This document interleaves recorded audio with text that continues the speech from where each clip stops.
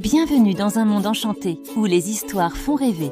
Abonne-toi et rejoins l'aventure pour découvrir des contes en pleine nature. Dans le ciel, une étoile brille, elle éclaire un livre qui scintille. Ouvre les pages, écoute. Dans un monde où les montagnes touchaient le ciel et où les arcs-en-ciel formaient des ponts entre les cités flottantes, vivait un jeune garçon nommé Léo. Depuis son plus jeune âge, il admirait le firmament en rêvant de pouvoir un jour explorer ces terres mystérieuses cachées par les nuages. Mais il ignorait encore que son destin était lié à ce royaume céleste bien plus qu'il ne l'aurait imaginé. Un soir, alors qu'il observait les étoiles depuis la fenêtre de sa petite maison perchée au sommet d'une colline, il remarqua une étoile filante traverser le ciel en laissant derrière elle une traînée argentée. Curieux, il se rendit tas, au point où la lumière semblait s'être éteinte. Là, il trouva une pierre scintillante, chaude au toucher. En la ramassant, il sentit une étrange énergie parcourir son corps. Soudain, une voix douce résonna dans l'air. « Léo, toi qui as trouvé la pierre des étoiles, tu es destiné à accomplir une grande mission. » Ébahi, Léo regarda autour. De lui, mais ne vit personne. Puis la pierre se mit à briller encore plus fort, et dans un tourbillon de lumière, il se retrouva transporté au-dessus des nuages. Lorsqu'il ouvrit les yeux, il se tenait sur une île flottante, entourée de palmiers argentés et de fleurs luminescentes. Un immense château de cristal trônait au centre de cette île céleste. À ses côtés, un petit être ailé, ressemblant à une luciole géante, le fixait avec un sourire bienveillant. « Bienvenue dans le royaume des nuages magiques, Léo. Je suis Aura, gardienne de ces cieux. » Léo, encore sous le choc, balbutia « Comment suis-je arrivé ici ? Tu as été choisi, jeune voyageur.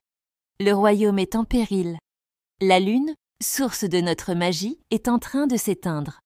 Seule une potion céleste, cachée dans la caverne du dragon bienveillant, peut la guérir. Mais cette quête est périlleuse.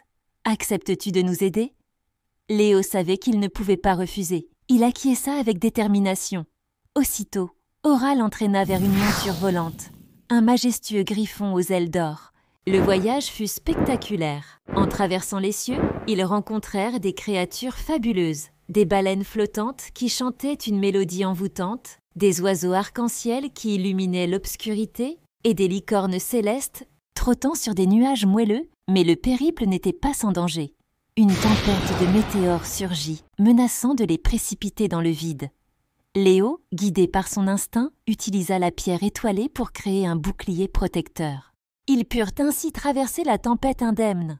Arrivés à la caverne du dragon, ils furent accueillis par une voix grave. « Qui ose troubler mon sommeil ?»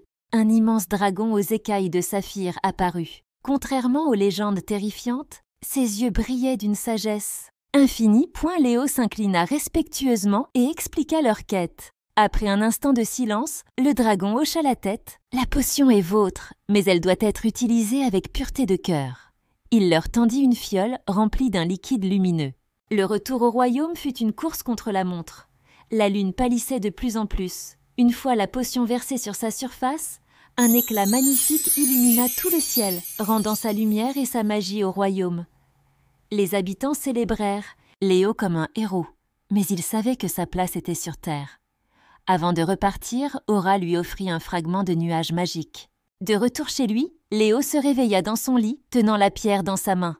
Était-ce un rêve ?